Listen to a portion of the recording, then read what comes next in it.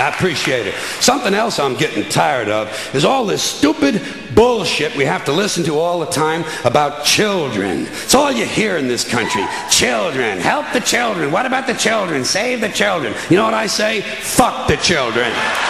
Fuck them. They're getting entirely too much attention. And I know what you're thinking. You say, Jesus, he's not going to attack children, is he? Yes, he is. He's going to attack children.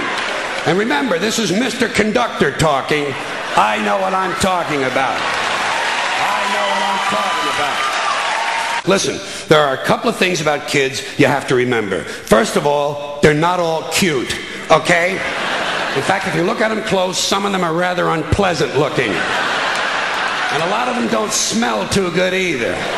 The little ones in particular seem to have a kind of urine and sour milk combination or something.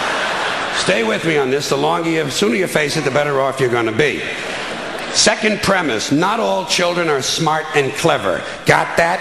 Kids are like any other group of people. A few winners, a whole lot of losers. There are a lot of loser kids out there who simply aren't going anywhere. And you can't save them all. You can't save them all. You got to let them go. You got to cut them loose. You got to stop overprotecting them because you're making them too soft. Today's kids are way too soft. For one thing, there's too much emphasis on safety. Child-proof medicine bottles and fireproof pajamas, child restraints and car seats and helmets, bicycles, skateboard, baseball helmets. Kids have to wear helmets now for everything but jerking off. Grown-ups have taken all the fun out of being a kid just to save a few thousand lives. It's pathetic. It's pathetic. What's happening is, what's happening, you know what it is? These baby boomers, these soft, fruity baby boomers, are raising an entire generation of soft, fruity kids who aren't even allowed to have hazardous toys, for Christ's sakes. Hazardous toys. Shit, whatever happened to natural selection? Survival of the fittest. The kid who swallows too many marbles doesn't grow up to have kids of his own. Simple as that. Simple. Nature knows best. We're saving entirely too many lives in this country of all ages. Nature should be allowed to do its job of killing off the weak and sickly and ignorant people without interference from airbags and batting helmets. Just think of it as passive eugenics, okay? Now, here's another example of overprotection.